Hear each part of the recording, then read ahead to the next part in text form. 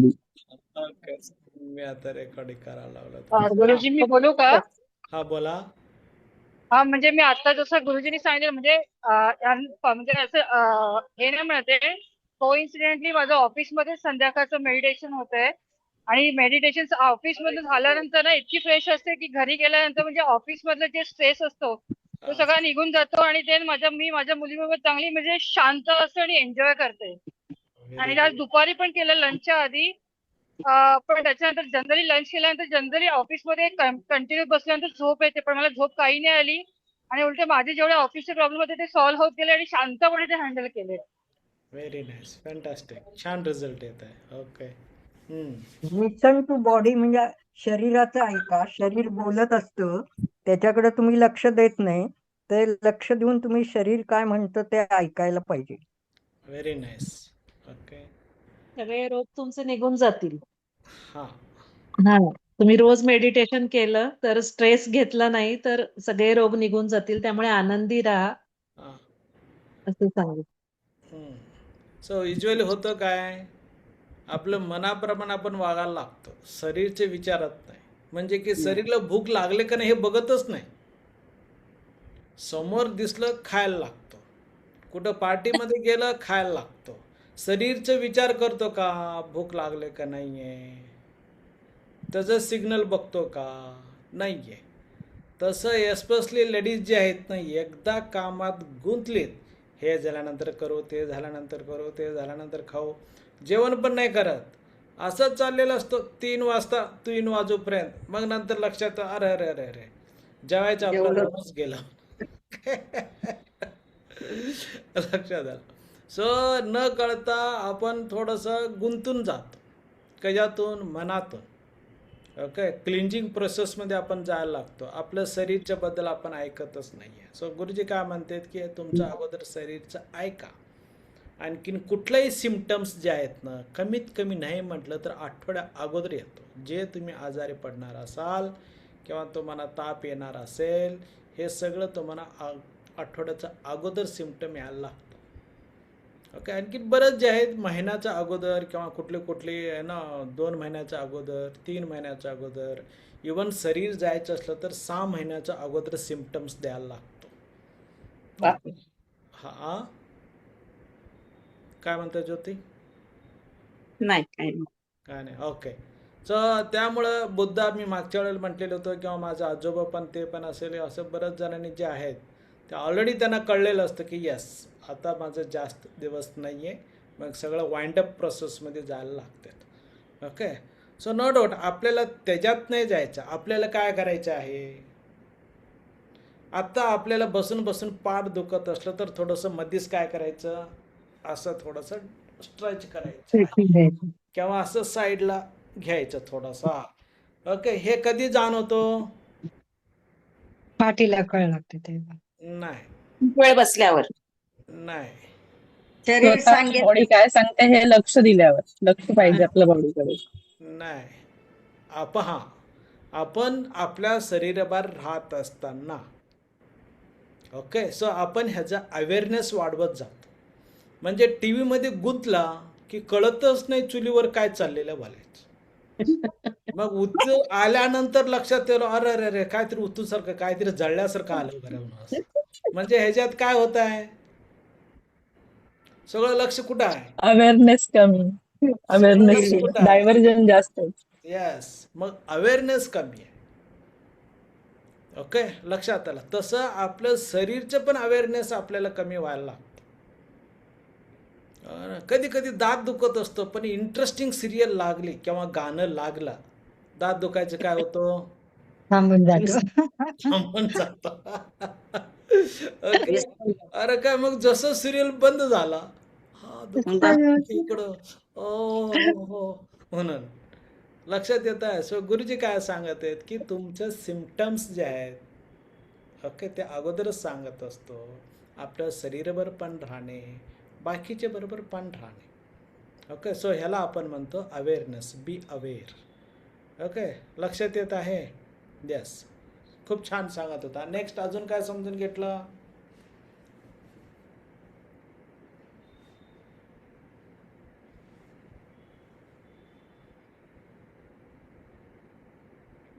Body can repair itself, त्याला आराम दिला पाहिजे आणि त्याला वेळ दिला पाहिजे. औषधाच्या मागे धावण्यापेक्षा बॉडीचं ऐकून रेस्ट घ्यायला पाहिजे. येस, बरोबर आहे. ओके, सो व्यवस्थित जेवलं पाहिजे, स्ट्रेचिंग केलेलं पाहिजे, आणखीन रेस्ट केलं पाहिजे. ओके, सो तुम्हाला बघा, पूर्वी पण डॉक्टरनी गोळी वगैरे देऊन, इंजेक्शन देऊन काय म्हणायचे लास्ट शब्द? आराम करा. आराम करा किंवा रेस्ट करा. पण डॉक्टरला पण माहित नाही की नेमकं आराम काय करायचं, म्हणजे काय करायचं. लक्षात आलं. रेस्ट करायचं म्हणलं तर आपल्याला काय वाटलं, हातरूनवर झोपून राहणे. Okay, so that is a basic आहे. पण रेस्ट मेंटली होणे गरजेचं आहे, मनापासून रिलॅक्स होणे गरजेचं आहे, चिंतापासून मुक्त होणे गरजेचं आहे. मग तेव्हा आपलं हळूहळू हळूहळू डिसीज काय व्हायला लागतो, कमी व्हायला. नसलं तर सांगतात खूप ताण घेता येत ना, एक काम कर, तू जा कुठंतरी एक आठवडाभर बाहेर जा, फिरायला जा. ओके, किंवा जे तुम्हाला आवडतो ते करायला लागा. ओके, मग तुमचं काय होतं, माइंड बॉडी रेस्ट व्हायला लागतो. सो एक आम्हाला सजेशन दिलेले होते, 11 महिने काम करायचं, 1 महिना फिरायला जायचं. ओके, लक्षात आलं. म्हणजे काय, 6 महिने काम करा, 15 दिवस बाहेर जा. ओके, सो तुमचं बॉडी पण रिलॅक्स असतो, तुमचं माइंड रिलॅक्स असतो, आणखीन ज्याच्यात तुम्ही गुंतलेलं असता त्याच्यातून तुम्ही बाहेर येता. मग नवीन आयडिया सुचायला लागतो की यस, मला असं करायला पाहिजे, बोलायचं. सो ते यायला लागतं आपोआप. आणखीन तुमची क्रिएटिव्हिटी पण वाढायला लागतो वगैरे असं. ओके, समजत आहे. सो आता पुढं डॉंकी वर्क करायचं नाहीये म्हणजे काय? म्हणजे माइंडचं जास्त ऐकायचं नाही, बॉडी काय सांगते ते ऐकायचं आणि त्याच्यानुसार करायचं. युजली आपण माइंड करतो तसं बॉडीला स्ट्रेच करतो, तर बॉडी स्ट्रेच करून मग माइंडला रिव्हर्स करायचं ऍक्च्युली. हा, पण हे दोन्ही आहे. ओके, मला सांगायचा मुद्दा वेगळा होता. हा, ओके, डॉंकी वर्क करायचं नाही म्हणजे काय? स्मार्ट कपॅसिटी वर्क करायचं, बुद्धी नाही. अच्छा, बुद्धी नाही. ओके, तेच काम ना, हा तेच काम रिपीटेडली असं म्हणायचंय. खूप करायचं नाही, काम विचार करायचं. करता असं. नाही, हे बघा, परफेक्शन येण्यासाठी तुम्ही तेच युक्तीने करायचं, हा, युक्तीने करायचं, ओके, शक्तीपेक्षा. युक्तीने करायचं. ओके, अजून आणि सिरियसली गाढवासारखं काम बॉडीला एक्स्ट्रा स्ट्रेन नाही द्यायचा. एक झाल्यानंतर एक बोला. ओके, हा, वैशाली काय गाढवासारखं काम नाही करायचं. का म्हणजे? नाही बॉडीला एक्स्ट्रा स्ट्रेन नाही द्यायचा. ओके, आनंदाने काम गाढव जसं हा. ओझी वाहतं, त्याला तो काही विचार करत नाही की आपण कुठलं ओझं वाहतं, तर तो त्याला थोडक्यात निर्बुद्ध समजलं जातं. तर आपण स्वतःला असं कुठल्या तरी कामांमध्ये गुंतवून नाही घ्यायचं. जे योग्य आहे, शरीराला जे झेपेल तेवढंच काम करायचं, कुठलंही, मग बौद्धिक असो शारीरिक असो. ह्याच्यामध्ये महत्वाचं एक पॉइंट होतं, ते म्हटलं तर लीडर कॉन्शियस मधून करायचं आहे. अच्छा, कळालं? होय. म्हणजे की जे आपण डिस्कशन केलेलं होतं ना, ओके, जे गृहिणी आहे स्वयंपाक करत असताना तिला आवडतं, आणखीन ती आनंदानं करते. आनंदाने करायचं. लक्षात आलं? ओके, सो हे आनंदानं करणं हे खूप महत्वाचं आहे. काम झाल्यानंतर मला आनंद होईल हा नाही आहे. ओके, सो नो डाऊट तुमच्या मनाप्रमाणे बॉडी काही पण करू शकतो, असं नाही की काही नाही करू शकत. ओके, पण तसं काहीच करायचं म्हणून बसून राहायचं आहे का? नाही. नाही आहे. पण बसायच्या वेळेला बसायचंच आहे. जसं आता त्याने शेअरिंग खूप छान केलेत. दुपारच्या वेळेला 15 मिनिट मेडिटेशन केलं, त्याच्यानंतरचं कामं खूप छान वागलेत. ऑफिसमधून निघून घरी जात असताना घरामध्ये मुलीकडे वेळ देता येतो, स्वतःला काम जे पाहिजे ते करता येतो. हे क्षमता का आली की मध्ये ते रेस्ट देत होते. आपण कधी रेस्ट द्यायला बघतो? 6 तास, 8 तास, 9 तास झाल्यानंतरच. ओके, आणखीन दुसरं इंटरेस्टिंग काय सांगितलेलं आहे, जे तुम्ही काम करता ते आवडीनं करा, आनंदानं करा. मग हा थकवा बोलायचं येत नाही. मेंटल टायर्डनेस, थकवा कधी येतो, फिजिकल टायर्डनेस कधी येतो, तुम्हाला इच्छा नसताना तुम्ही करत असता त्यावेळेला येतो. ओके, सो पाय दुखायला तुम्हाला सुरुवात व्हायला लागतो. सकाळी उठत असतानाच थंडी वाजायला लागतो का? सकाळी उठून काम करायचं नसतं, पण तरी पण पावसाळ्याच्या वेळेला उठावं लागलेलं आहे. बाहेर बघितलं तर पाऊस पडायला लागलेला आहे. आता कसं करायचं बोलायचं सुरू होतं. आणखीन थोडी लोक पैसे देऊन पावसात भिजायला जाते, ट्रॅकिंगला जातात. ट्रॅकिंगला जातात वगैरे, सगळं निसर्ग बघायला लागते, भिजायला लागते. ओके, का समजत आहे? एकट्याला ते भिजण्यामध्ये फिरण्यामध्ये आनंद वाटत आहे, एकट्याला पाऊस बघितल्यानंतर थकवा वाटायला लागतो. ओके, सो हे कुठून गेम सुरू होतो बरोबर. सो त्यामुळं गुरुजी काय म्हणतात की तुम्ही गाढवाचं काम करायचं नाही. ह्याचा अर्थ काय? आपल्याला जे करायचं ते आनंदानं करायला पाहिजे, उत्साहानं करायला पाहिजे, आवडीनं करायला पाहिजे. मग ते गाढवाचं काम वाटतच नाही. ओके, आणखी नो डाऊट त्याच्याबरोबर आपलं शरीरभर ध्यान असतं, त्याचं जाणीव असतो. ओके, मग आपल्याला उत्साह वाटायला लागतो. Very good. नाही लास्ट कोणी सांगणार आहे? कोणी काहीतरी मेसेज टाकल्यात, गुरुजी मेक मी को होस्ट. यस, थँक्यू, तुला को होस्ट करतो. यस, क्लायमेट प्रमाणे शरीराची काळजी घेतली पाहिजे. वॉर्म असेल, कोल्ड असेल. हां, येस.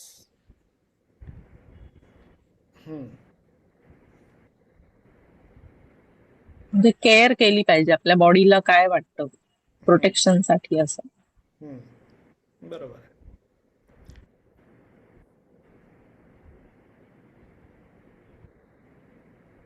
Okay, yes. कोणतंही ओझं घेऊन काम करणं आवश्यक नाहीये. हां, okay. So listen to your body and be aware of your mind. Okay, लक्षात आला. हा दोन्ही महत्त्वाचा आहे. सो इथं आता गुरुजींनी काय म्हणते सांगत होते, जस्ट त्यांचं सुरुवात होतं मेडिटेशनबद्दल होतं, सॉरी प्राणायाम केल्यानंतर काय झालं असं त्यांचं चर्चा सुरू झालेली होती. आलं लक्षात?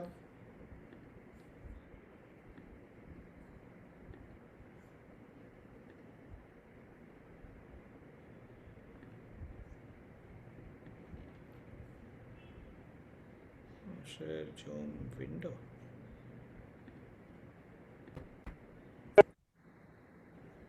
हां, काय झाला? Zoom window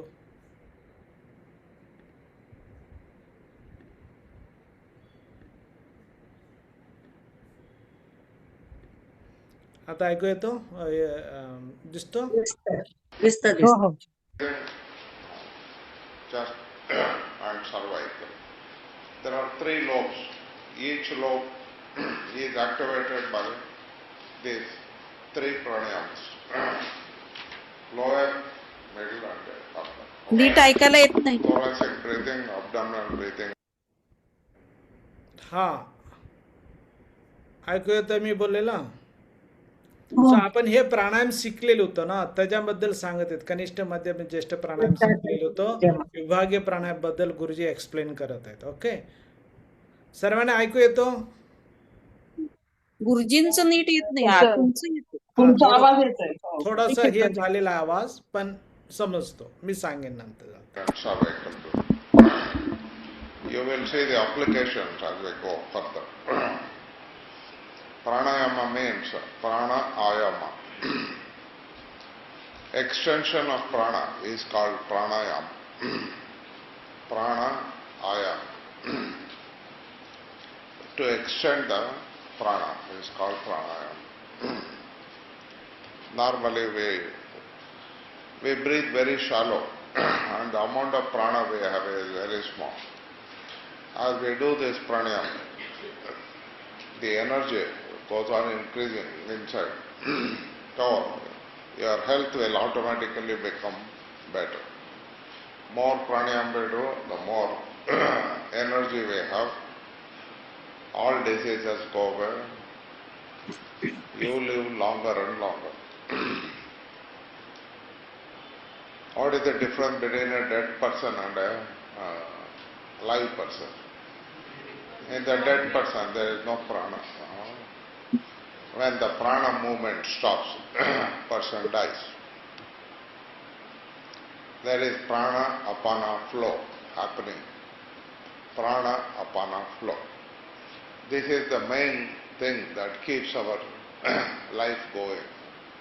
If this movement stops and you die, it is not because the heart stops, it is because the movement stops. Prana apana movement stops, then you die. What is the best way to kill a person? Huh? Hang him. Okay. Just hang him. You just stop the prana apana movement. Person will die. Okay. That is where person is hanged.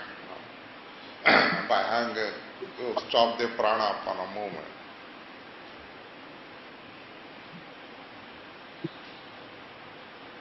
Then you take poison, for example. It chokes the throat. Prana apana movement stops.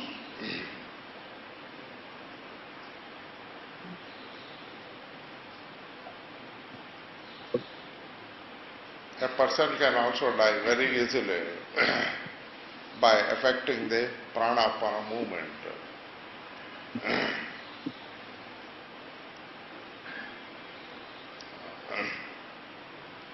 This sound is very important. గాలి వదిలేటప్పుడు చిన్న గురకలను పెడతాం చేస్తూ కలముతాం. This sound is very important. Coming from the pit of the throat here, Adam's apple. This sound is very important. If you don't do the sound, then it is not pranayama. It is simply breathing going on. It is not pranayama. Pranayama involves the control of prana-apana movement. And the prana-apana movement is controlled here. If you simply breathe without making this sound, it will not change your life. Only by doing this sound, by constraining the pit or the Adam's apple, then only it becomes pranayama. Many people do breathing without this sound, doesn't have effect. This ratio, how much you breathe in, how much you breathe out, how much you hold, shunyaka and rechaka. Shunyaka means living, then puraka, then kumbhaka, rechaka, then shunya. These ratios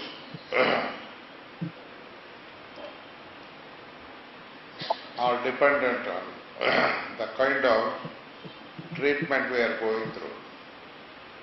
There are many ratios. They have different effects. They are very big signs on these ratios.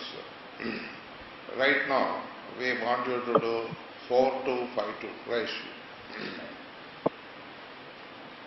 4 inhalation, 2 kumbhaka, 5 exhalation, and 2 shunya.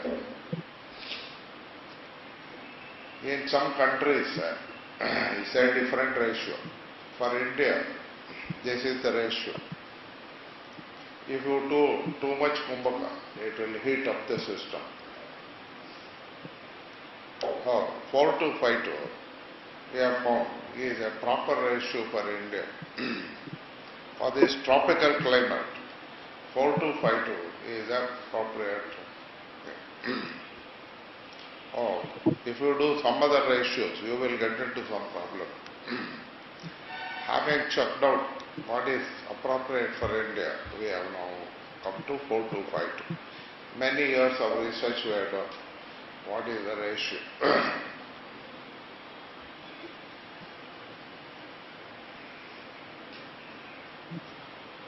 Now, we will continue to learn much more about this slowly.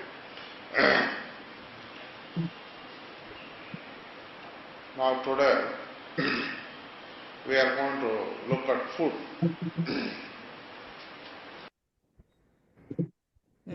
So इथपर्यंत काय समजून घेतलं आपण?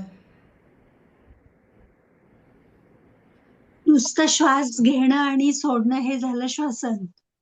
पण स्नायूंच्या मदतीने घशाचा आवाज करत श्वास सोडणं, दीर्घ श्वास सोडणं आणि दीर्घ श्वास घेणं म्हणजे प्राणायाम. रेचक आणि हे सांगितलंय कुंभक वगैरे करायचंय त्याच्यामध्ये.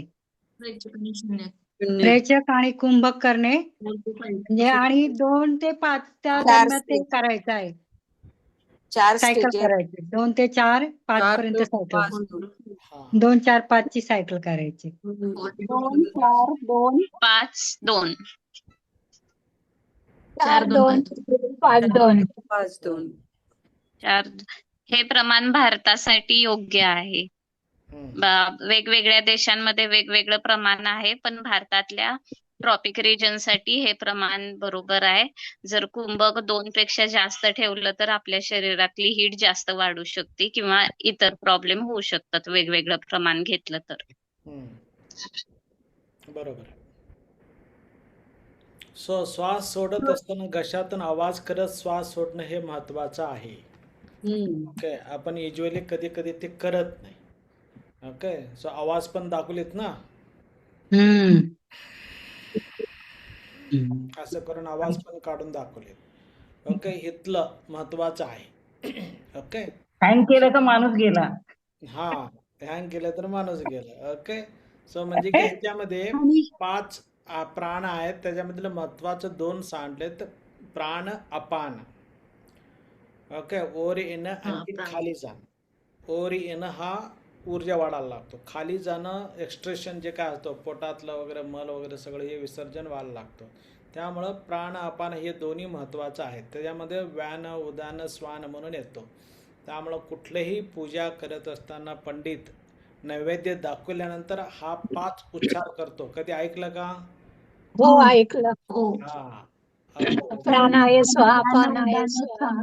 हा, ओके, हे ते म्हणत असतात. म्हणजे की हे 5 असतं. म्हणजे की जेवण झाल्यानंतर हे प्राणायाम होणे गरजेचं आहे. म्हणजे की जीवनामध्ये आपल्याला प्राणायाम करणं महत्वाचं आहे. म्हणजे की तेव्हाच आपल्याला नीट व्यवस्थित पचायला लागतं. प्राण नसेल मग डायजेशन अमुक तमुक सगळंच काय होतं, सिस्टीम बंद व्हायला लागतं. त्यामुळं रोजचं आपल्याला प्राणायाम करणं गरजेचं आहे. ओके, म्हणजे की आठवड्यातून एकदा करेन, 2दा करेन, वेळ जमलं तर करेन असं म्हटलं लवकरच वेळ येईल. ओके, सो त्यामुळं सो ते वेळेची वाट बघायच्या वेळेला आपण वेळेवर करत राहिलेलं बरं राहील. ओके, लक्षात आलं ना. सो नो डाऊट कधी कधी वाटतं खूपच छान वाटायला लागलंय म्हणजे कुंभक जास्त नाही करायला पाहिजे. ओके, सो नो डाऊट हिमालयमध्ये असेल किंवा अमेरिकामध्ये बर्फाच्या वेळेस जिथं थंड पडतो तिथलं रेशो वेगळा आहे. ओके, सो प्राणायाम बसून आपल्या शरीरामध्ये कुंभक केल्यानंतर हीट वाढतो. तुम्ही ज्ञानेश्वरीच्या बद्दल ऐकलेलं असाल. ओके, प्राणचं ना योगामुळं त्यांनी काय केले, त्यांचं पाठ आठवतं का? स्टोरी माहिती आहे का? सोलार चक्र ऍक्टिव्हेट करून त्याच्यावरती हिट पाठ सगळं गरम झालेलं गरम झाले होते. हो, सोलार चक्र ऍक्टिव्हेट केलं, मणिपूर चक्र ऍक्च्युली. हा, नाही ते ठीक आहे, चक्र ऍक्टिव्हेट करून ते प्राण ऍक्टिव्हेट केल्यामुळं काय होतं की पाठ गरम झाले. आणखीन तिथं काय केलं, पाठीवर भाकरी भाजल्या. भाकरी भाजली. कोणी? भाकरी भाजल्या. भाकरी नाही, मांडे मांडे भाजले म्हणजे पुरणपोळी. हा, मुक्ताईने भाजली. हा, ओके ओके. सो सांगायचं तात्पर्य आहे की शरीरचे वेगळ्या वेगळ्या भागामध्ये आपल्याला प्राणशक्ती पाठवता येतो. सो आता आपण ते रिट्रीटमध्ये बघणार आहोत. तरी पण जे काय तुमच्या शरीरमध्ये ऑलरेडी ॲक्टिव्हेशन सुरू झालेलं आहे, तुम्ही रेग्युलर करत आहात, पहिला पक्षा आत्ता तुमचं ऊर्जा वाढलेल्या काय कमी झालेला आहे? वाढली. कार्य करण्याची क्षमता कमी झालेला आहे? वाढली. ओके, लक्षात घ्या, तुमच्यामध्ये खूप ऊर्जा वाढत चाललेला आहे. ओके, जसं ते म्हटलेत की प्राणायामपासून पण फ्रेशनेस वाटतो, रिलॅक्स वाटतो. प्राणायामपासून पण आपल्याला एनर्जी वाढायला लागतो. जे काय थोडंसं पाय दुखणं, कंबर दुखणं, डोकं दुखणं, हातपाय गळल्यासारखं होणं, हे सगळं ऑटोमॅटिकली काय होत गेलीत? कमी होत गेले. ओके, सो कमी होत गेलेले होते. ओके, कमी. लक्षात आलं. सो अजून होत जातो. ओके, सो त्यामुळं आपल्या शरीरामध्ये प्राणायाम खूप महत्त्वाचं असतं. म्हणजे की काय, लाईफ स्पॅन वाढवायला लागतो. ओके, सो ऑलरेडी आपण हे जर चर्चा केलेली होती, माहीत आहे का? काय आठवलं का नाही आठवलं? फर्स्ट डेला ते दाखवलेले होते ना, कुत्रा ते 80 वेळी श्वास घेतो, श्वास सोडतो, ते किती वर्ष जगतो? 1 मिनिटाला 80 वेळी श्वास घेतो, श्वास सोडतो, किती मिनिट जगतो?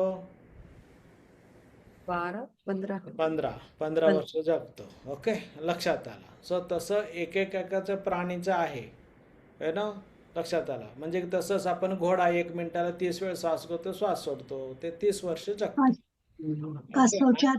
आणखीन जे आहे कुठला, हत्ती 1 मिनिटाला 18 ते 20 श्वास 20 वेळी श्वास घेतो, श्वास सोडतो. त्यामुळं हत्ती, एलिफंट, सो ते 100 वर्ष जगतो. ओके, माणूस येतो ते 12 ते 15 वेळी श्वास घेतो, तो किती 160 वर्ष जगतो. पण मागचे एक उडून टाकलेला आहे, किती राहिलं म्हटलेलं होतं मी? 60. पण आता मिनिमम सेंचुरी वाजवायच्या आहे. ओके, ज्यांनी रिटायर्ड झालेलं आहे त्यांनी पेन्शन नीट व्यवस्थित वापरायचं आहे. ओके, फिरण्यामध्ये, ओके, सगळं वेगळं बघण्यामध्ये, ऍक्टिव्हिटीज करण्यामध्ये, समाजामध्ये सहभाग घेण्यामध्ये वगैरे सगळं. ओके, आणखीन तुम्हाला आदर्श मॉडेल व्यक्ती कोण आहे तुमच्या समोर? तुम्ही तात. अरे मी नाही. ओके, 129 शिवानंद बाबा. ऍक्टिव्हली काम करत आहे देशाचं सगळं. Okay, prime minister Modiji. Okay, लक्षात आला. सो 70 असलं तरी पण अजूनही यंग सारखं आहे. ओके, एवढं सगळं ताणतणाव असं अख्खं जगाचं सगळं ताणतणाव त्यांच्यावरच आहे. देशाचे एवढंच नाही, बाकीचे सगळे कारभार करणारे लोक असतात. ओके, सो तरी पण ते सगळं नीट व्यवस्थित सुरळीत हँडल करून चाललेलं आहेत. सो त्याचं रिझन काय आहे? प्राणायामपासून. ओके, लक्षात आलं. सो हे गुरुजी, एक क्वेश्चन आहे. म्हणजे तुम्ही ऐकलं असेल बघा, म्हणजे नरेंद्र मोदी फक्त 3 तासच झोपतात. मग असं 3 तास झोपून ते एवढे एनर्जेटिक असू शकतं का कोणी माणूस? असू शकतोय. ओके, शवासन करतात ते. शवासन असेल, मेडिटेशन असेल. हे कसं शक्य आहे? पण झोप कमी झाली तर मग कसं काय त्यांना एनर्जेटिक वाटतं? नाही, शवासन 20 मिनिटं केल्यावरती ती 4 तासाची झोप वयाने पण कंप्लीट मोठे होते. आहेत ना, त्यामुळे अशी झोप कमी झालीच असेल वयानुसार. आणि शिवाय ते शवासन 20 मिनिटं योगा केलं ना, तर त्याचं ती झोप 4 तासाची पूर्ण होते. गुरुजींना सांगू दे ना. Okay, very good. सो हे होतं. ओके, नेपोलियन जो होता तो घोड्यावर जाता जाता झोपायचं 1 तास. लक्षात आलं. सो त्यामुळं हे ॲक्टिव्ह असतात. सो ह्यांच्यामध्ये एक मोटिवेशन असतो. तुम्हाला तुमच्या लाईफबद्दल एक्झाम्पल सांगतो. ज्यावेळेला तुम्ही मुलांना जन्माला दिलेला होता, त्याच्यानंतर तुमचं झोप कमी झाली होती काय खूप झोप होत होता? कमी झाली होती. कमी झालेली होती का? बाळाचं काळजी. कमी झाली होती जबाबदारीमुळे. जबाबदारी नाही, बाळाचं काळजी. 3-4 महिन्यापर्यंत किंवा 5-6 महिन्यापर्यंत तुम्ही एवढं झोपलेलं नसाल की जो पूर्वी झोपत होता. हो, बरोबर. लक्षात आलं. ओके, सो ते येस, म्हणजे की ते जाणीव असताना झोप कमी व्हायला लागतं, क्रिएटिव्ह ॲक्टिव्हिटी वाढलं जातं. आणखीन ते ऑलरेडी तुम्हाला उदाहरण दिलं तर लीडरसारखं काम करत असल्यामुळं, गिविंग कॉन्शियसमध्ये असल्यामुळं, ओके, जबाबदारीची जाणीव असल्यामुळं हे सगळं दुय्यम व्हायला लागतात. आणखीन त्यांना 5 मिनिटाचं डुलकी सफिशियंट असतो. ओके, लक्षात आलं. सो त्यामुळे हे सगळं ऊर्जा कुठून येतो? तुम्ही त्यांचं लेक्चर ऐकत असलं तर कळतो. एक उदाहरण तुम्हाला सांगितलं नाही, तुम्हाला नाही सांगितलं होतं. एकदा अदालतचं सिरियल कोण रन करतं? ते आपका अदालतमध्ये आठवतो? रजत कपूर का? रजत कपूर. त्यांनी शर्मा. एक हा शर्मा शर्मा हा ते- रजत शर्मा आहेत. हा Rajat Sharma. Okay. India TV वर बघा, त्यांनी एक अनुभव सांगत होता. ओके. सो त्यांचा अनुभव काय होता, अनाऊन्स केलेले होते मोदीजी आज स्टुडिओमध्ये येणार आहेत वगैरे असं म्हणून. सगळे लोक भरलेले होते, 1000पेक्षा लोक जास्त होते वगैरे. त्यांचं प्रोग्राम होतं. आणखी नेमकं त्या दरम्यान मोदीजींचे कॅम्पेन चालू होतं. सगळ्याकडे बोलून बोलून घसा गेलेला होता, बोलता येत नव्हता. ओके. मग ते म्हणतात की एवढं सगळे लोक आलेले आहेत, तुम्ही यायला पाहिजे. ते म्हणतात की नाही, मी नाही येऊ शकत, तुला मी बोलू पण नाही शकत, तू माझं कंडिशन बघ कसं आहे वगैरे असं म्हणून. ओके. सो त्यावेळेला तो शर्मा म्हणतो की, रजत शर्मा म्हणते की नाही, मी खोटं पडेन की तुम्ही येतो म्हटलेलं होतं, एवढं सगळं लोक आलेलं आहेत, मग तर नाही म्हटलं तर बरंच प्रॉब्लेम क्रिएट होईल. म्हणजे की लोकांसमोर नेक्स्ट टाईम लोक येणारच नाहीत ना. हा म्हणतो मोदीजी येणार आहे म्हणतात, आणखीन आलेच नाही म्हणतात, तर प्रॉब्लेम होतो वगैरे असं. प्लीज फक्त 1 मिनिटासाठी या, आणखीन जावा, असं ते बोलायला लागतात. कोणी रजत शर्मा. राजेश शर्मा. रजत शर्मा तसं बोलायला लागतात. ओके. मग ते मोदीजी येतात, आणखीन आल्यानंतर त्यांनी 1.5 तासपर्यंत बोललेत. हो. हा. मग त्यांना थांबवता येईना, काय नाही. मग एक प्रश्न, दुसरं प्रश्न, तिसरं प्रश्न, असं बोलता बोलता बोलता 1.5 तासपर्यंत. आणखीन त्यांचा आवाज कसं काय बरं झालं कळलंच नाही वगैरे असं. ओके. सो हे कुठून येतो? सो तुमचं डेडिकेशन आणखीन तुमच्या विजनपासून यायला लागतं. ओके. क्लिअर. So clear. हा ऊर्जा जे आहे, जे प्राणशक्ती जे आहे, एनर्जी जी आहे, कधी कधी लोकांमुळे यायला लागतं. ओके. आता तुमचंच जीवनामध्ये उदाहरण बघा. ओके. जसं की तुमच्या घरामध्ये 3-4 पाहुणे आलेत, 3-4 लोक आलेत पाहुणे, तुमची ऊर्जा कमी होतं का उत्साह वाढतो? वाढते, ऊर्जा वाढते. उत्साह वाढतो. ओके. जे तुम्हाला असं वाटत होतं की बाबा आपण रोज 10 वाजता झोपायचं म्हटलं तर झोपायचं, पण आता झोपतच नाही, ऊर्जा वाढलेलंच असतं. आणखीन गप्प पण मारून बसलेलं असतं. असा थकावट पण तुम्हाला काय वाटत नाही. रोजच्यापेक्षा जरा जास्त काम असतं, स्वयंपाक करणं जास्त असतं, तरी पण ऊर्जा येतं. कारण का? त्यांच्यामुळे. समजतो? जे काय पाहुणे आलेले आहेत त्यांच्यामुळे. सो हे एनर्जी न कळता आपल्यामध्ये वाढत असतं. ओके. सो तसं हा ऊर्जा वाढत असतं. फक्त प्राणायामामुळं नाही आहे, आणखीन वेगळी वेगळी रिझन्स आहेत ज्याच्यामुळं प्राणशक्ती आपलं वाढलं जातं, उत्साह आपलं वाढलं जातं. ओके. क्लिअर. सो आपण गुरुजीचं ऐकायचं आहे. आता गुरुजी जे आहारबद्दल सांगत होते तर आपण बघू. What food we should eat, what food we should not eat.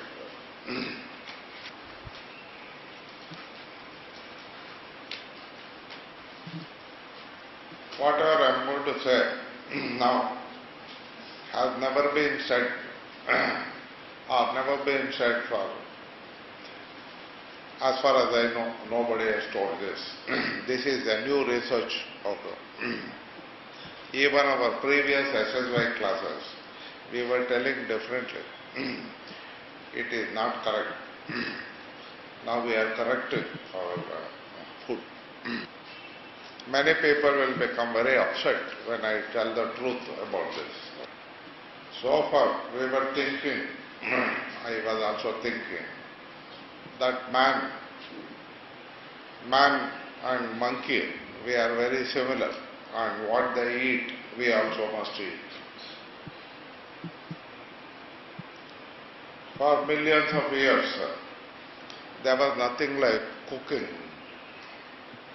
Only cooking has come into practice in the last 10,000 years. The first records of cooking is 16,000 years. In southwest China, that is where cooking started. And there was no cooking. Man was not able to control fire, to keep the fire, and to make the fire and extinguish the fire. We did not know how to do. So, before cooking, what man was eating? mainly vegetables, fruits, mainly vegetables, fruits. Then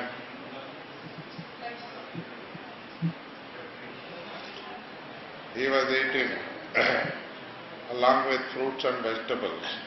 One thing was very important called milk. Milk was very important. Milk was very important. Along with milk, he was also eating something more.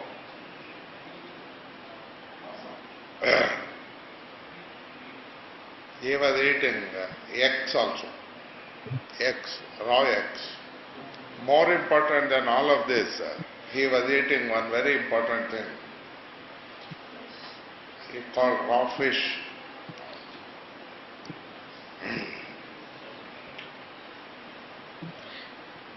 You know what is man's original food? How man developed and why he developed. Most of us don't know. I'll tell you the research work going on. 2 million years back, man evolved in Africa. Man developed into, apes developed into man in Africa. How it developed? Some portion of the land where the monkeys were there, it got floated into the ocean and that area became a swamp. Entered and it became a swamp. Whatever naturally this ape was eating, mainly vegetables, fruits, all these things disappeared. So, what was left in that swamp? If you go to any swamp in the world, you will find swamps contain fishes, tortoise and crocodile. Oh, these monkeys, monkey kind of animal, the first before man, they had no other food. They had only fish, tortoise and crocodile. Now they started eating fish, raw crocodile and raw tortoise. When he started eating this, before they were eating mainly vegetable proteins and carbohydrates. When they started eating this, suddenly the brain became very big. Raw fish is ideal food for the brain. It is the best brain protein food. Suddenly, the arms and legs did not develop that big. Because of these proteins, the brain developed very big. Suddenly, you will find we have got 3 brains. A reptilian brain, mammalian brain, and then the third is the cortex, which is the human brain. Yes. हां, थोडंसं चर्चा करू. Okay. हां, काय काय कळालं?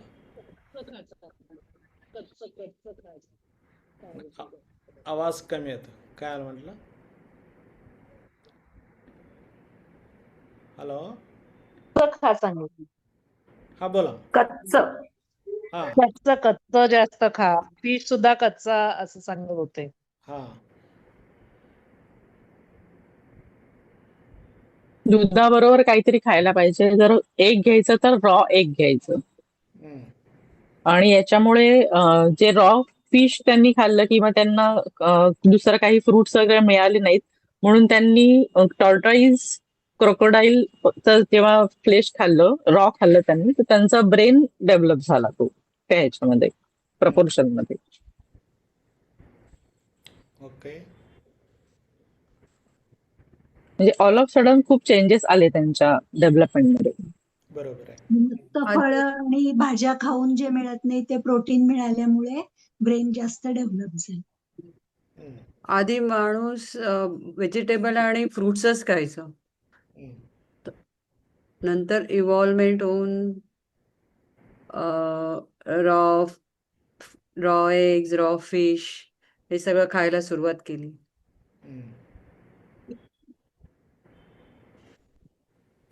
Okay. आणखीन काय बोललेत?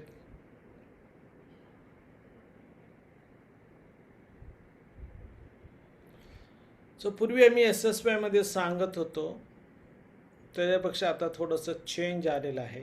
हे सत्य आहे, पण कोणी स्वीकार करायला तयार नाही आहे. ओके.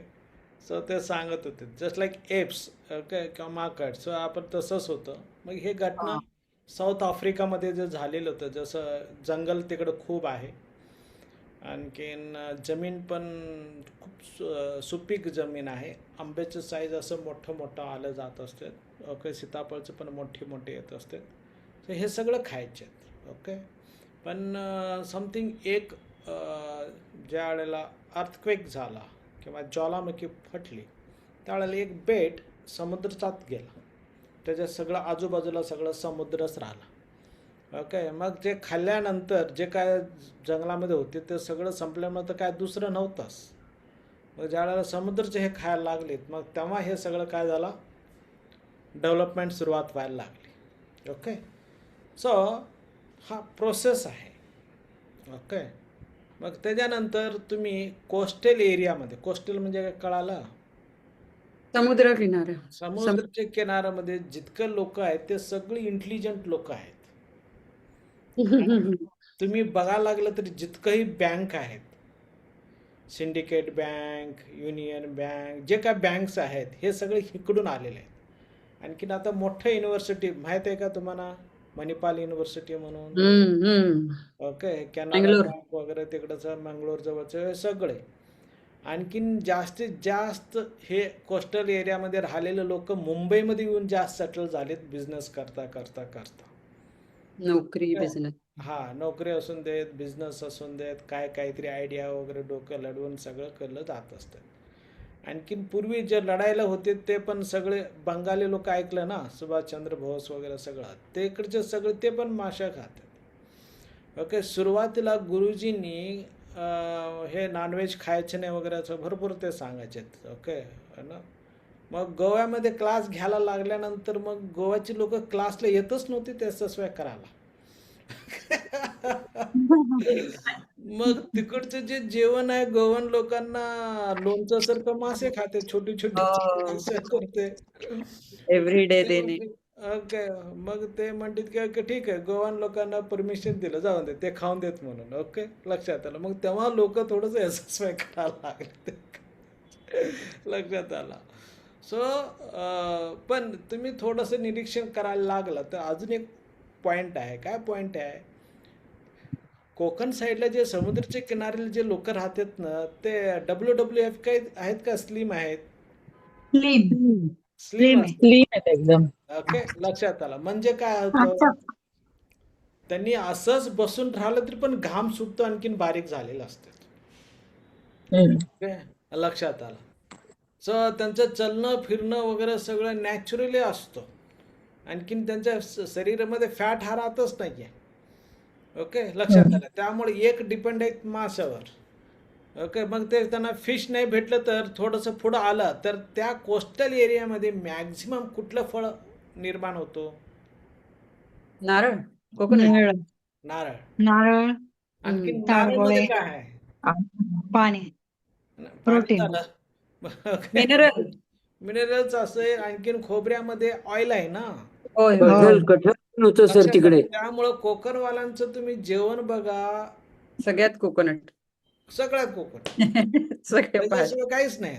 आणखीन मी पहिल्यांदा फर्स्ट एकदा खाल्लेलं गेलेलो होतो, पायनॅपल भाजी केलेली होती वगैरे, त्या फळं वगैरे, त्या पायनॅपल पण त्या साईडला चांगलं येतं वगैरे असं. ओके. समजतो.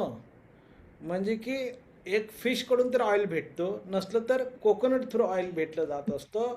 मग अजूनही थोडंसं ओर आला, समुद्रापासून ओर आला, डोंगर लागायला लागतो, चढ सुरुवात व्हायला लागतो. ओके. सो तिकडं आल्यानंतर तिकडं अजून एक काय म्हणतं तर गायी आहेत. ओके. मग ऋषीमुनी वगैरे सगळं जास्तीत जास्त जे होतात की तुम्ही कृष्णाचं वगैरे सगळं ऐकलेलं असेल. ऋषीमुनीचं सगळे मॅक्झिमम काय होते? दूध लोणी गाईचं दूध दूध दही लोणी गोदानला महत्व होतं. आणखीन काय म्हणते त्याला, गायला खूप महत्व होतं. ओके. ब्राह्मणला दान करायचं असलं तर काय दान करायला पाहिजे म्हणायचे? गोदान गोदान. गोदान. ओके. लक्षात आलं. म्हणजे की त्याचं दूध खूप चांगलं औषध राहायचे. आणखीन त्याचं तूप फॅन्टॅस्टिक. आणखीन बरंच गावकरी लोकांमध्ये तिकडचं काय बाजार असेल तर ते कशाचं बाजार व्हायचे? नोनीस म्हणतात ना, मक्खन. ते आठवड्याभरचे गोळा करायचे, विकायचे, मग आठवड्याभरचं सगळं बाजार करून घेऊन यायचे. सो त्यांचं ट्रान्झॅक्शन पण होता फायनान्शियली. आणखीन मेंदूचा विकास पण व्हायचा. आणखीन जे काय ताक राहायचे ते ताकचं बरंच कढी करायचे किंवा काय काहीतरी वेगळं वेगळं आंबील वगैरे सगळं बनवायचे, सगळं काय काहीतरी करून उपयोग करून घेतलं जायचे वगैरे असं. सो त्याच्यामुळं पण काय व्हायचं, बुद्धिमत्ता गाईचं तूप खाल्ल्यामुळं बुद्धिमत्ता काय व्हायचा, हेच वाढायचा. चांगलं डेव्हलप व्हायचे. ओके. सो त्यामुळं मुलांमध्ये असतील किंवा वयस्कर असतील तर गुडघे अमुक तमुक काहीतरी जॉईंट्स पेन होत असलं तर महत्त्वाचा मुद्दा, तूप रोजचं 1 चमच घ्यायला पाहिजे. आणखीन ते पण कुठलं तूप? गाईचं तूप. गीर गाई. गीर गाई. जे बांधून ठेवलेलं आहे ते नाही, ते फिरत राहणारी जी गाय आहेत ते. ओके. लक्षात आलं. क्लिअर? ओके. क्लिअर. म्हणजे की हे हळूहळू हळूहळू असं इव्हॉल्व्ह होत आपल्या कल्चरमध्ये चेंज झाले. ओके. लक्षात आलं. मग आता दूध आलं, मग नंतर वर तुम्हाला जास्त भाजी भेटतो. गव्हामध्ये भाजी भेटतो का? नाही. बेळगाववरून आणावं लागतो, हुबळीवरून आणावं लागतो, वेगळ्याकडून घेऊन यावं लागतो. तिथं भाजी उत्पन्न तिथं काय काजू होतो, काजू खातील ते पण फॅट. आणखीन तिथं गेल्यानंतर तर म्हणजे कसलं ते काजूचं भाजी खूप असतो तिकडे. आणखीन त्याच्यानंतर सीझन असेल तर काजू पिन्नी पण असतो. पिन्नीच म्हणतात ना, काय फेणी पेणी. सगळं तुम्ही तिकडचं. फणसाची भाजी भाजी नील फणस. उपयोगी पडतो. येस, आम्ही तिकडचेच आहोत गुरुजी. एक मेडिटेटर आम्हाला घरी घेऊन गेलो. गुरुजी तुम्ही या आमच्याकडे म्हटलं. मग गेलो. मग त्यांनी हे वाढला, तुमच्यासाठी आम्ही स्पेशल फिश आणलेलं आहे, फिश खावा म्हटले. अरे नाहीच म्हटलं. ओके. मग आम्ही खायला लागलं. ओके. ते म्हटलेत की हे फिश नाहीये, हे नील फणस आहे म्हटलं.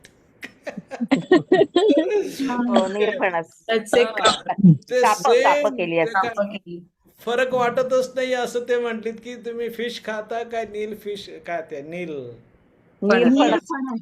फणस. ते दरवर्षी पाठवत असतात पुण्याला वगैरे असं आमच्या घरी. ओके. ज्या त्याचं सीझन असतं वाटतं, त्या सीझन मध्ये तर नाही भेटत वगैरे असं. ओके. सो सांगायचे तात्पर्य काय की हे सगळं त्या एन्व्हायरमेंटला, ओके, त्या एरियामध्ये जे अवेलेबल फूड आहे ते खाणे गरजेचं आहे. तसं देश पैसा भेष म्हणून असं काहीतरी एक मन आहे तसं. ओके. आपलं विशाखापट्टणमला एक गुरुकुल आहे, जे इंद्राणीमा वगैरे ते सुरुवातीला त्यांनी स्टार्ट केलेले आहेत. फाउंडर तेच आहेत. विशाखापट्टणम गुरुकुलच्या शाळेचं वगैरे तिथलं. महाराष्ट्राचे जायचे तिकडे. मग ते डिमांड करत बसायचे की नाही आम्हाला चपातीच पाहिजे म्हणून. मग त्यांना चपाती द्यायला लागले. चपाती दिल्यानंतर कॉन्स्टिपेशन व्हायला लागलं. का?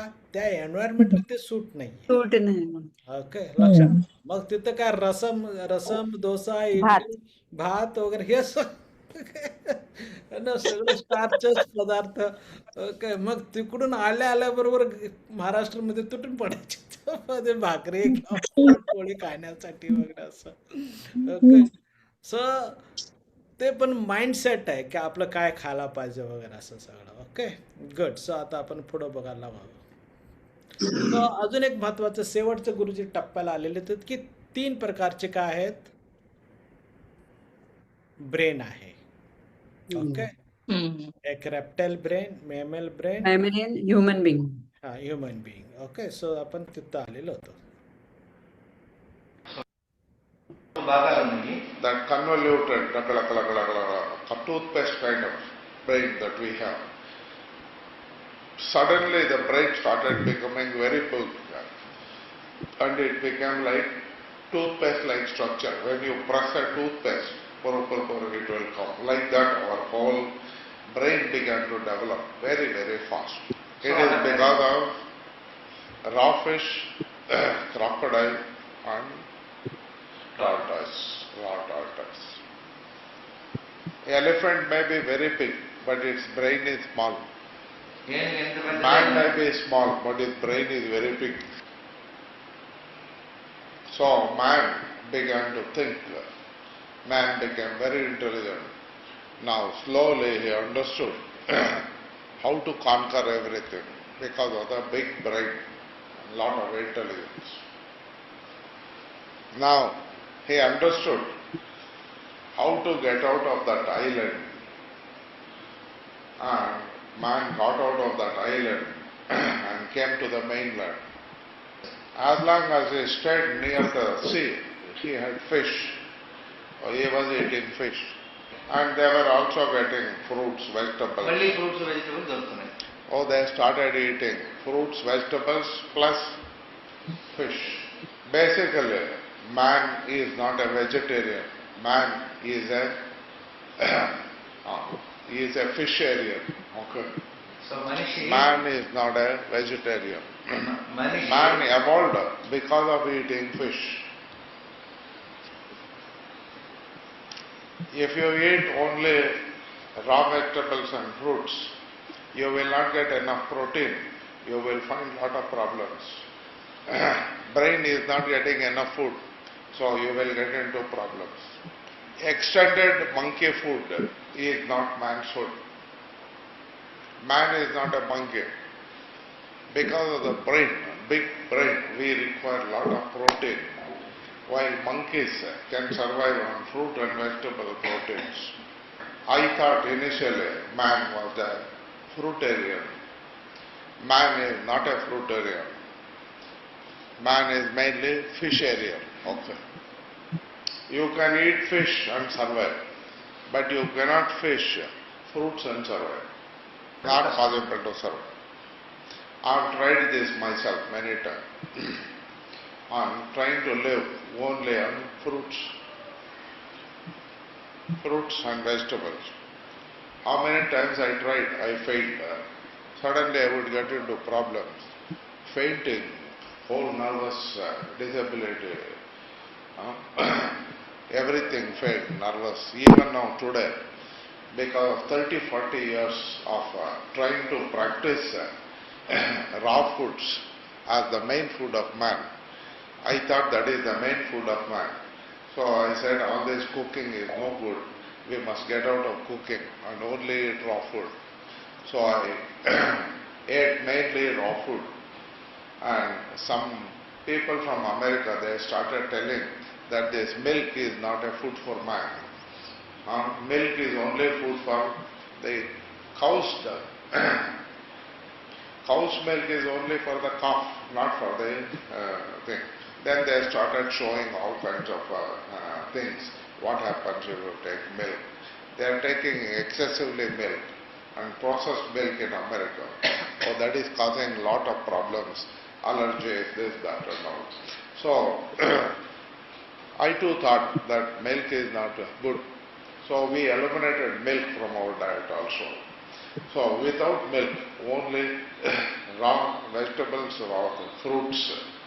Then slowly, without knowing, I developed a lot of nervous problems. Some of the nervous problem is still not gone. If I put my hand like this, you see this finger, and it goes on shaking because of nervous problem. Because of not eating this food for so long. Now I have realized it is very important. Milk is an important product of man. Without milk, we cannot survive. Then what happened? These people went from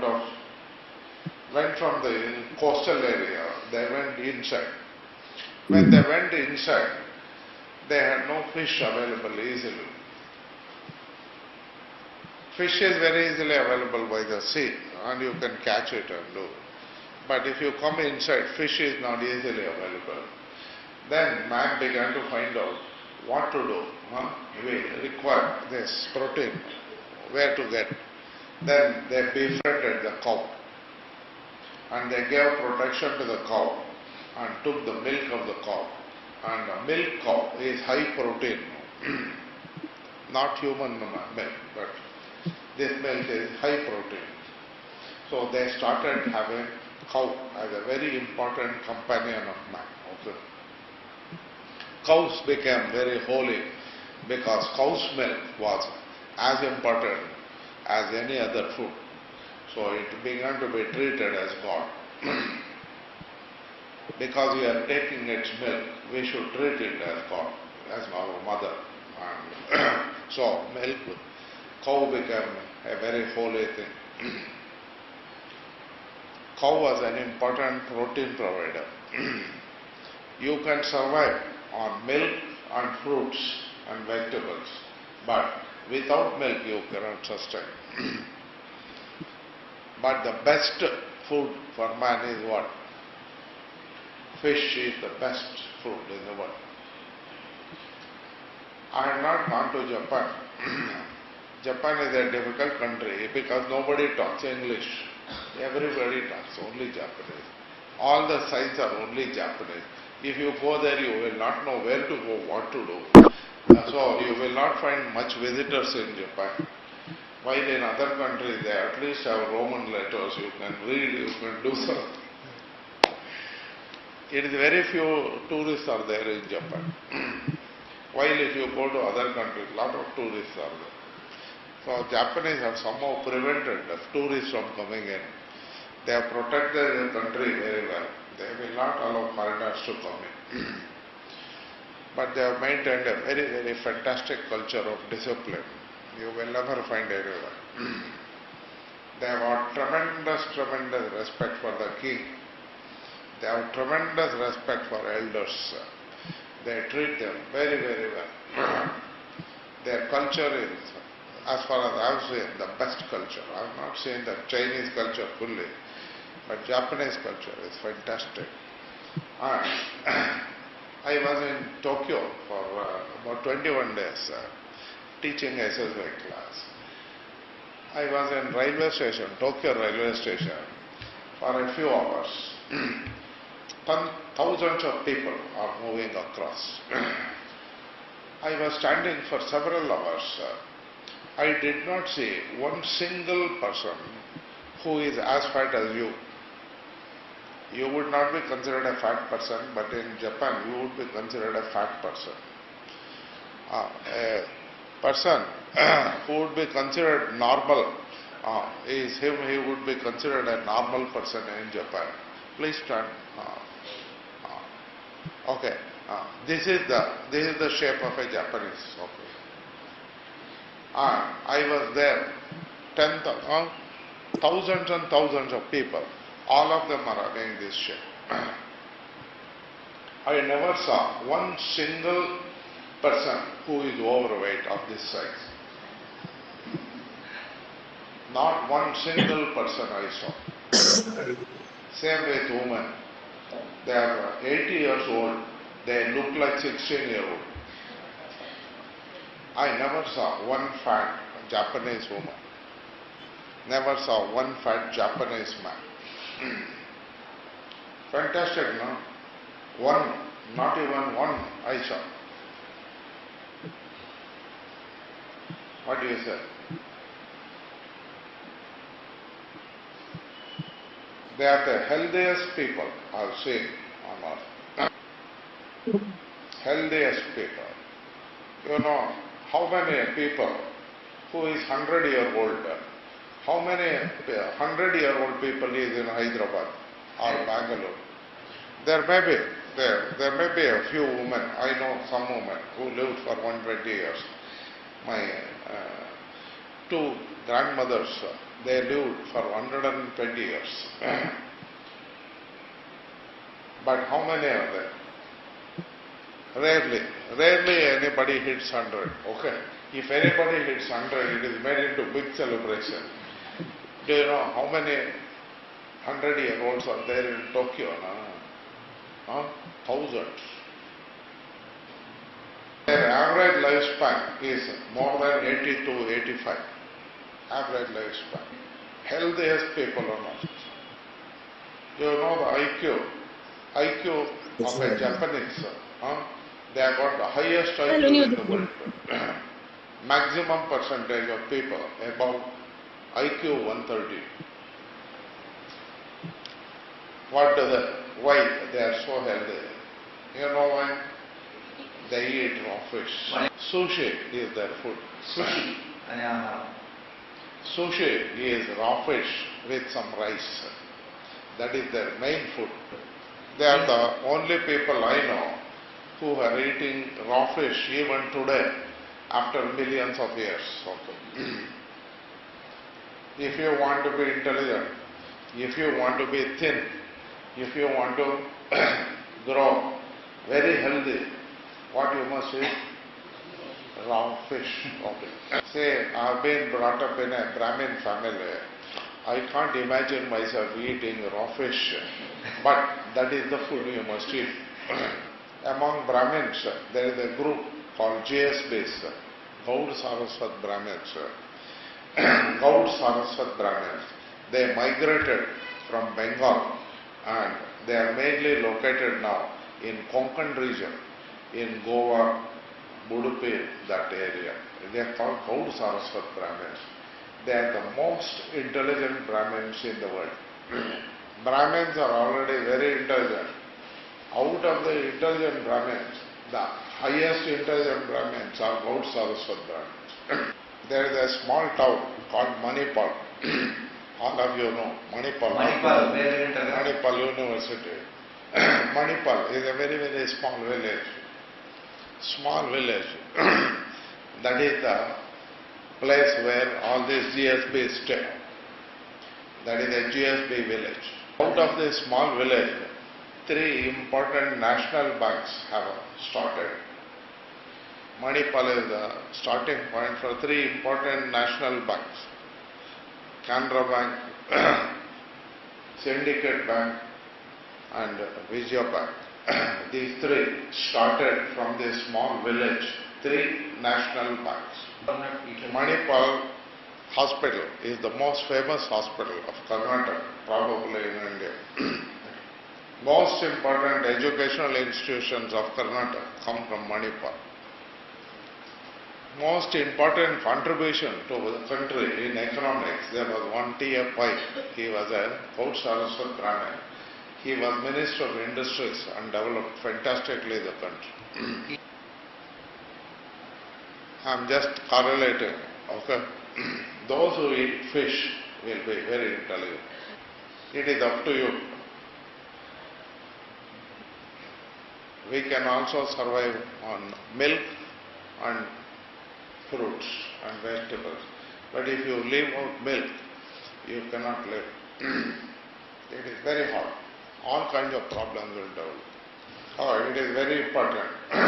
You take 1 or 2 cups of milk in the morning, evening, before food, before night, before sleeping. 1 cup of milk is very important. Don't add Bournvita now. Bournvita has got a lot of, if you keep it for long, mound will develop, all kinds of mounds, and then that will make you poison. So take only milk with some sugar or honey or something. Very fantastic. This is your protein source. Another protein source is dal and rice. Khichdi is a very good balanced protein. Rice and curds. Rice and curds is another combination. Complete food. But we require also a lot of raw vegetables in our diet. If you eat 50% raw food, 50% this food, cooked food, 50% cooked food, 50% raw food, you will not have diabetes from tomorrow, I can tell you. Diabetes is caused by excess sugar, too much heat in rice and chapati. Make sure that you add 50%. The way to eat rice, is you cut raw vegetables, small pieces.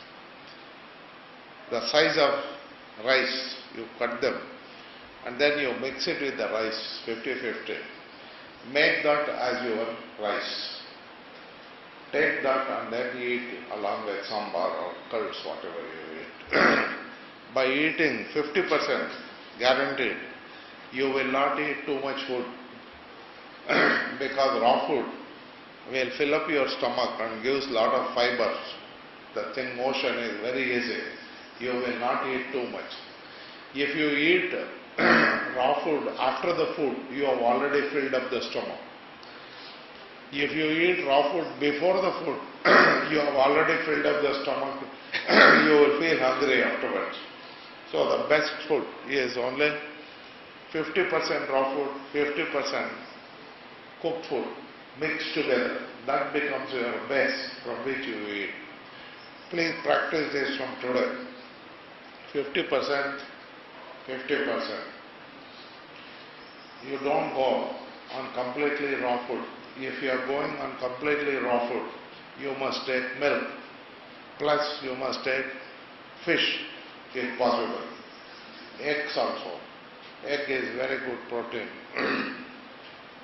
If you take out that white of the egg, only the yellow of the egg and the white of the egg, it is also very, very good protein. This is very important food information. So you say, I'm Brahmin, I can't eat fish. You don't eat fish, but you must take milk with this plus raw food. If you want to live very long, take raw fish. Sushi. If you want to become very intelligent, take sushi. This is a food that we have not recognized. Very, very important food. So many people are not purely vegetarian. Oh, man is not a pure vegetarian. Man is a fisharian. Man is basically fisharian. You go to Bengal. Anybody go to Bengal. In front of every house there is a fish pond. It is compulsory in Bengal to have a fish pond. If you somehow close it up, they will not give you the license for the house until you build another fish pond. Fish pond. Why it is so important? You can always go and take one net and take the food and eat. All of Bangladesh, living on the Ganges, the estuary of Ganges, every house has got a fish pond in front. They are the happiest people in the world because they don't worry about food. So, now don't eat only raw food, but raw food is very important. Cooking the food takes away the prana, but it also makes it very easy to digest because it has already heated up. You can take some amount of cooked food, but the lesser amount of cooked food you take, the better. More amount of fruits, vegetables, milk, the better. If you take fish, nothing like it, the best. Oh. You can live only on fish because that is the original food of man. You cannot live only on milk. You cannot live only on fruits and vegetables. You cannot live only on cooked food healthily. But you can live only on fish healthily. Develop a fish pond in front of your house. Guaranteed food. Guaranteed food. Follow Bengalis. Bengalis have the easiest way of life. they take it very easy because their food is assured, so they are taking it very easy. Okay.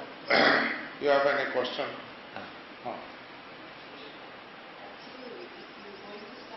You have to tell me what else.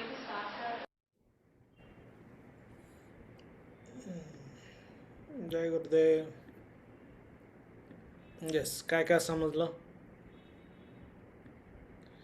मी पण तुमच्या बरोबर पहिल्यांदा ऐकत.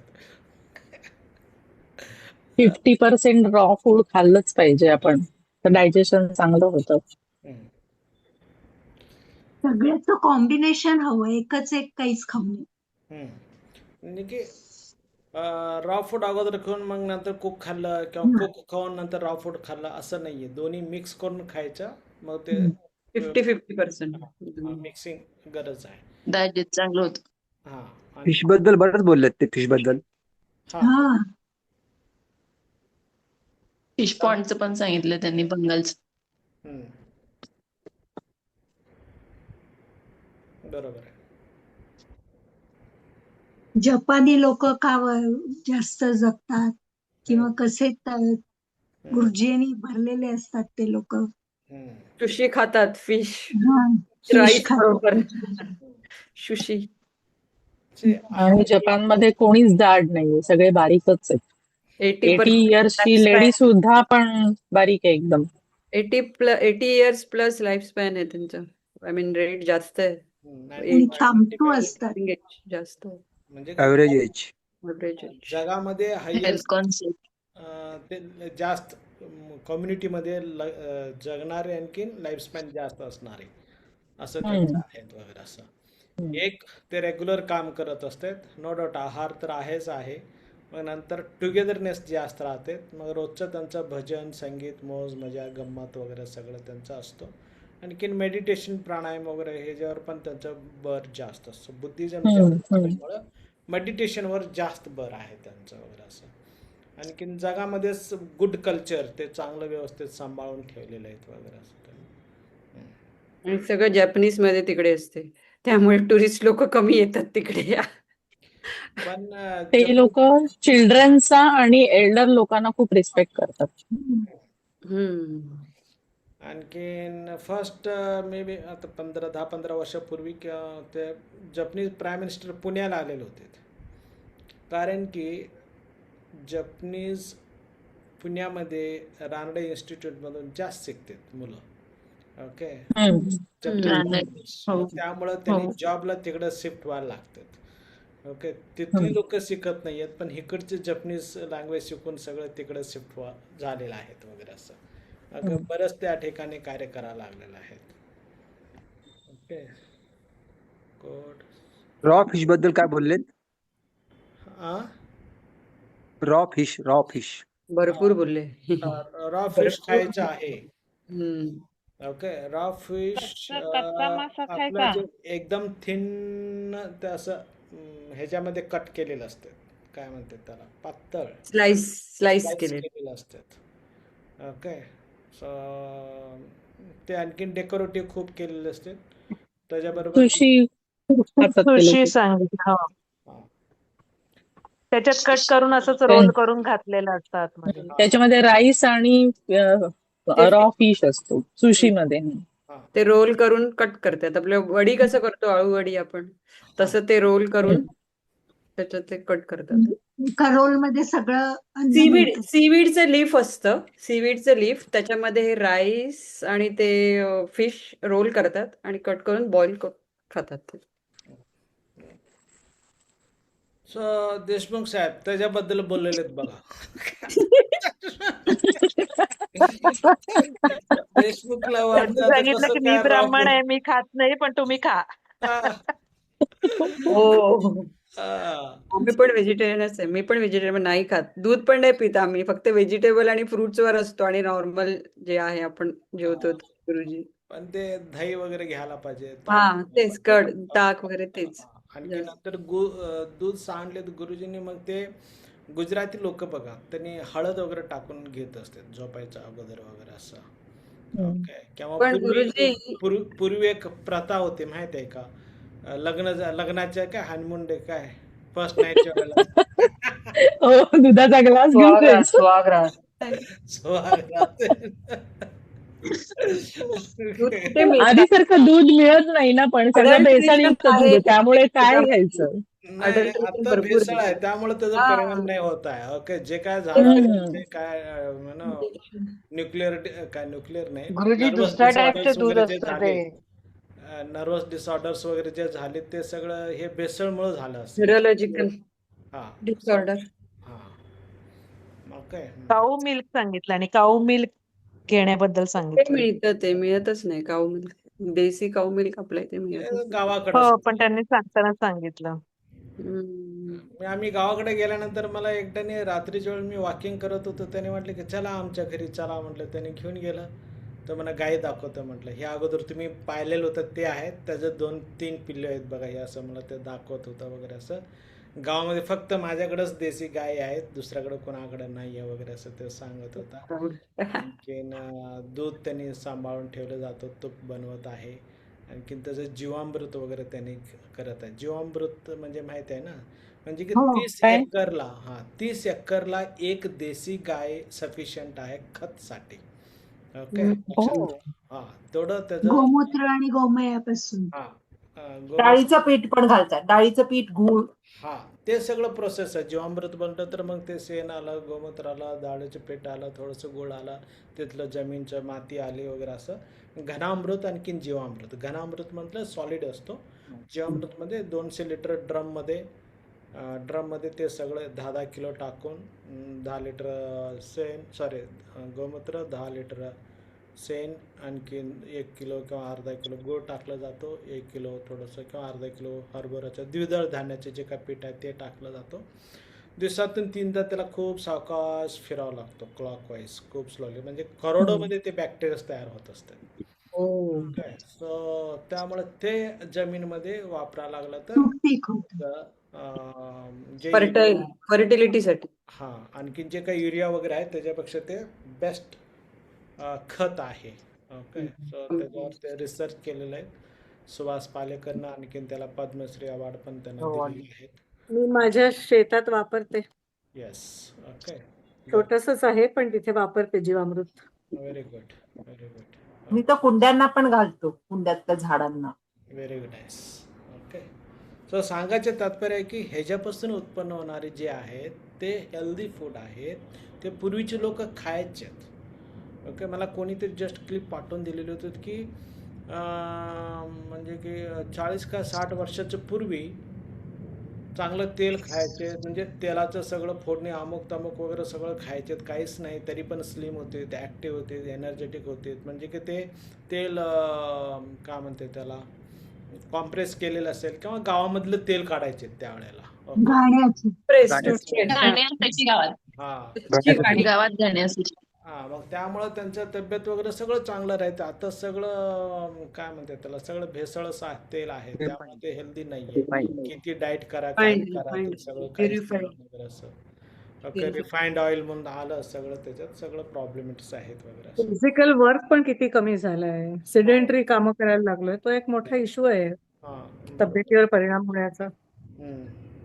Okay, so गुरुजींचं सांगायचे points काय होतं, आपलं brains activate होण्यासाठी किंवा आपलं ब्रेनच बाकीचं सगळं सिस्टीम सगळं हँडल करत असतं, पण ब्रेनला लागणारे जे खाद्य आहे ते प्रोटीन जास्त लागतं.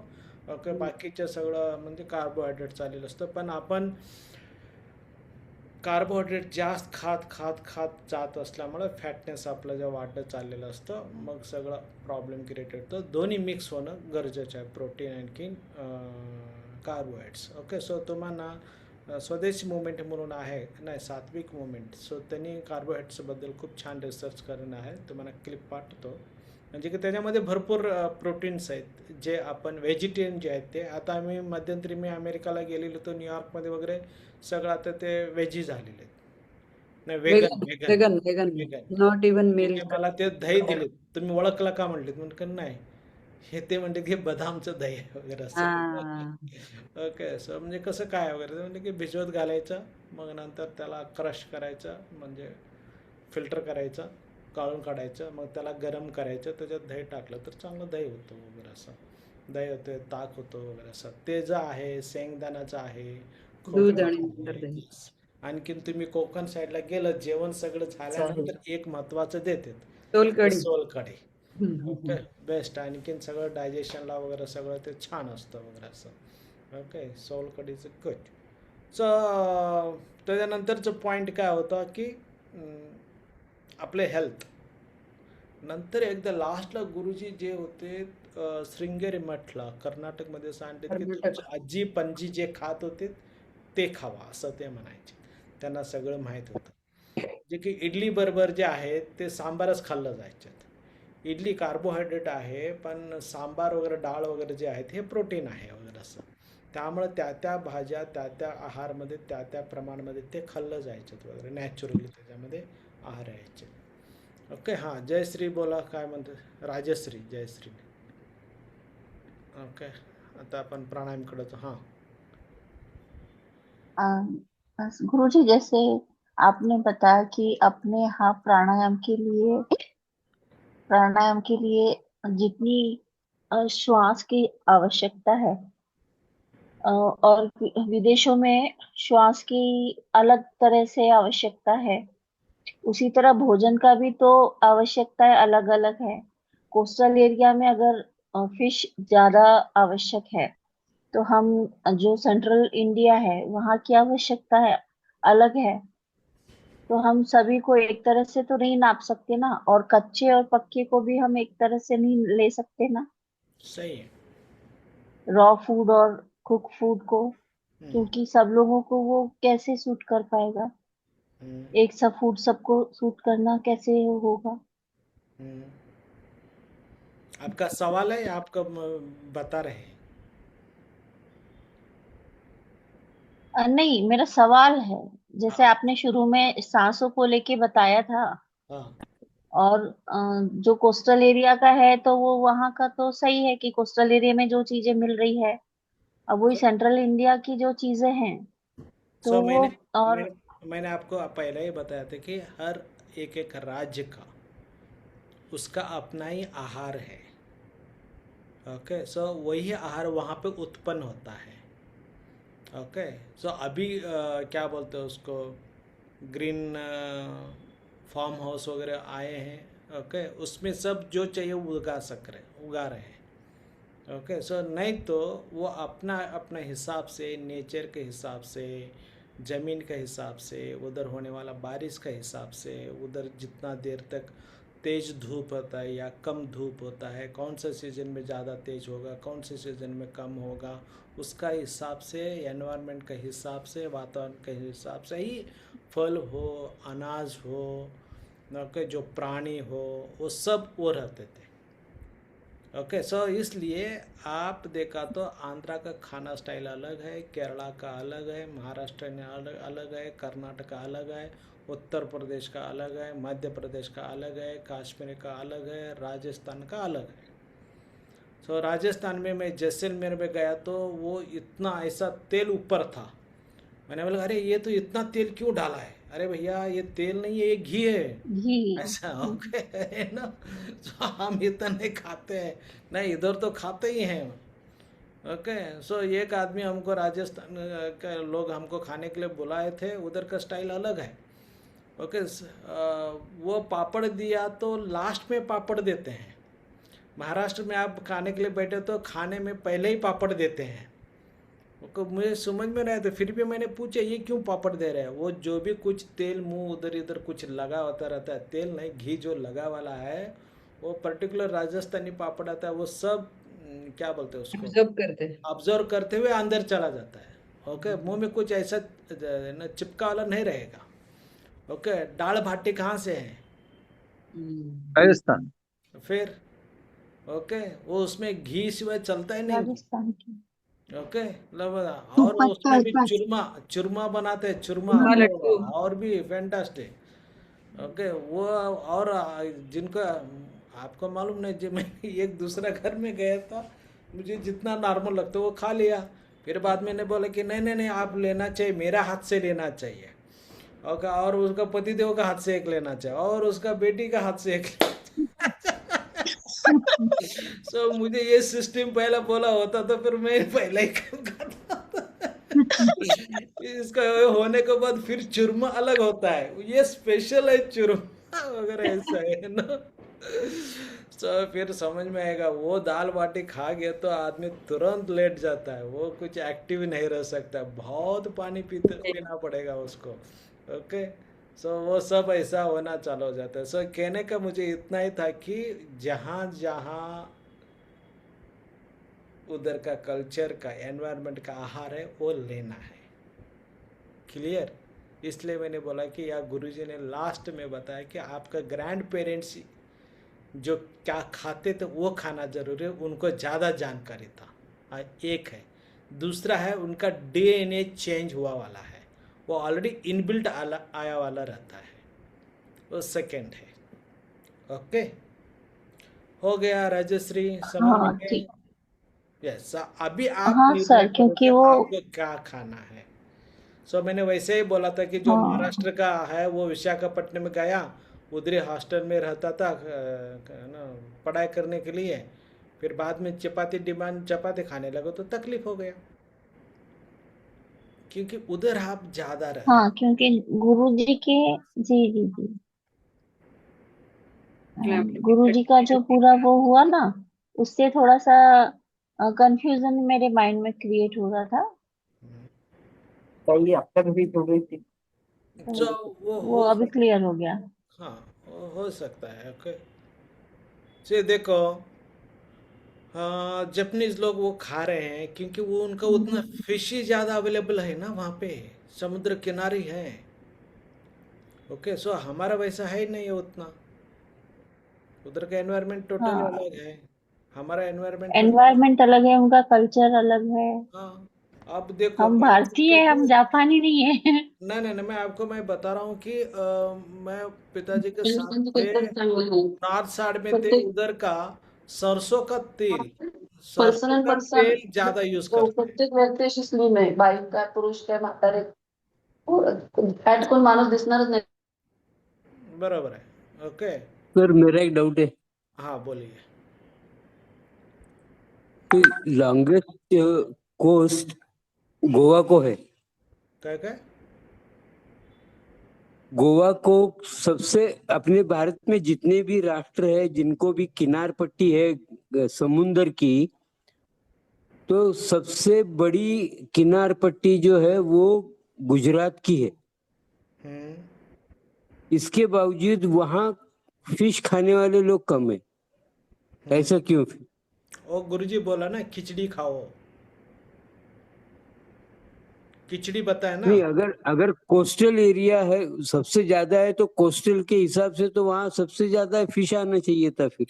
क्योंकि उधर गुजरात में जैनिज्म ज़्यादा है, और दूसरा है चतुर्मास का चालू होता है। ओके, सो तीसरा है कि अपना कल्चर, वहाँ का भी कल्चर है। स्पिरिचुअलिटी ज्यादा है. और गोवा में आणि कैथलिक लोग ज्यादा और है। और उधर दूध क्या, तूप जास्त.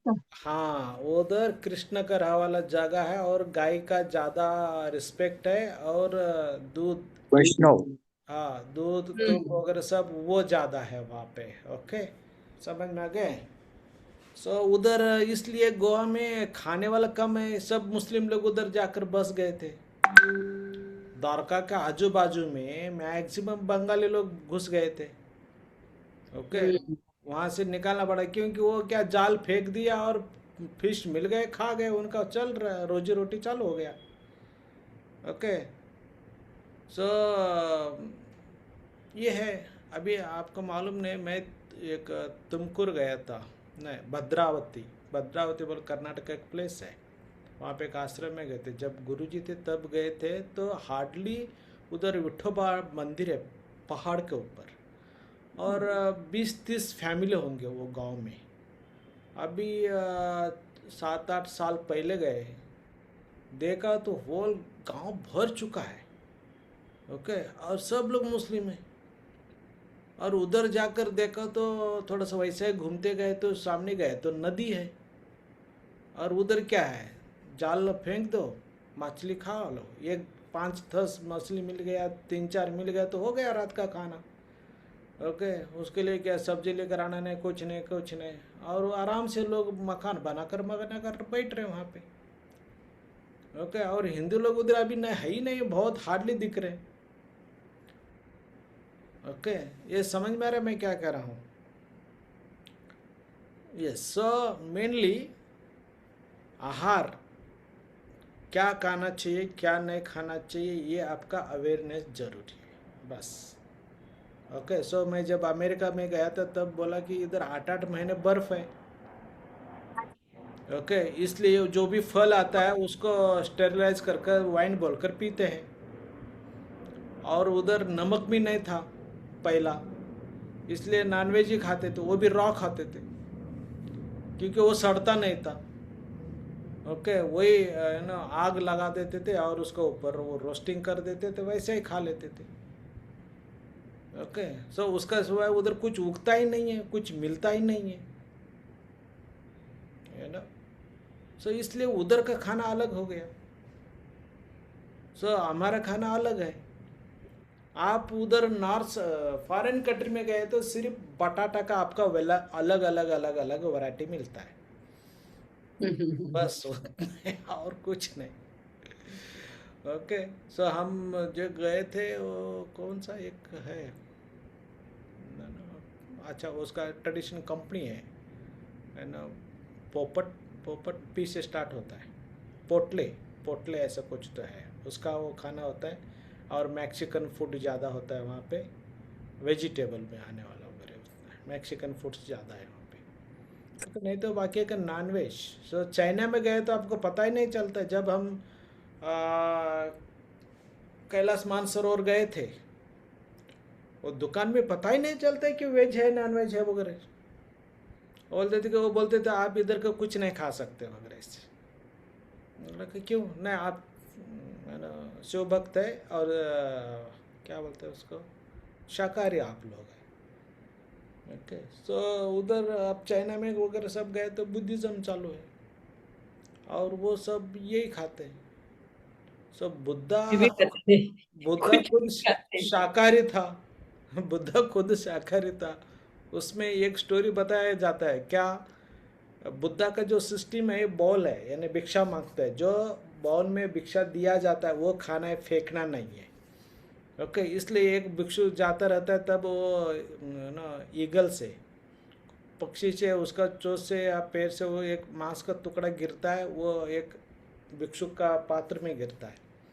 फिर वो लाकर आकर पूछता है बुद्धा को, ये खाया जाए या फेंका जाए। ओके, उसको फेंकने के लिए बोला तो सब भिक्षु क्या करेंगे, जो आपका पसंद है वही खाते हैं, बाकी का फेंक देते हैं। ओके, जो अभी दिया है वो खा लेना है। सो तब उन्होंने बोला कि ये नेचुरली गिरा है इसलिए इसको खा लो, वो खा लिया। सो इसलिए अब सब जगह पे जाकर आप देखा तो ये इधर नेचुरल मरा वाला प्राणी का मटन मिलता है, ऐसा बोर्ड लिखा है।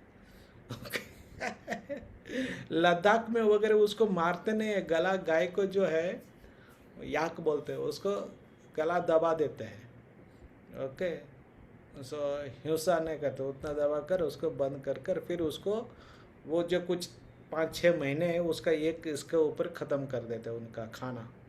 ओके, सो अभी फॉरेन कंट्री में सब मॉल वगैरह आ चुके हैं, सब कुछ मिल रहा है, अभी चल रहा है। ओके, सो जो चाहिए आपको इंडियन फूड, इंडियन स्टोर में सब कुछ मिल सकता है। गुड, सो अभी हमको प्राणायाम करना है, सिर्फ आहार के बारे में ज़्यादा इंटरेस्ट लग रहा है। प्राण शक्ति एक्टिवेट करना है। चलो हम 3 करेंगे, लेकिन प्रैक्टिस के लिए करेंगे। ओके, चलो सभी लोग वज्रासन में बैठ जाइए।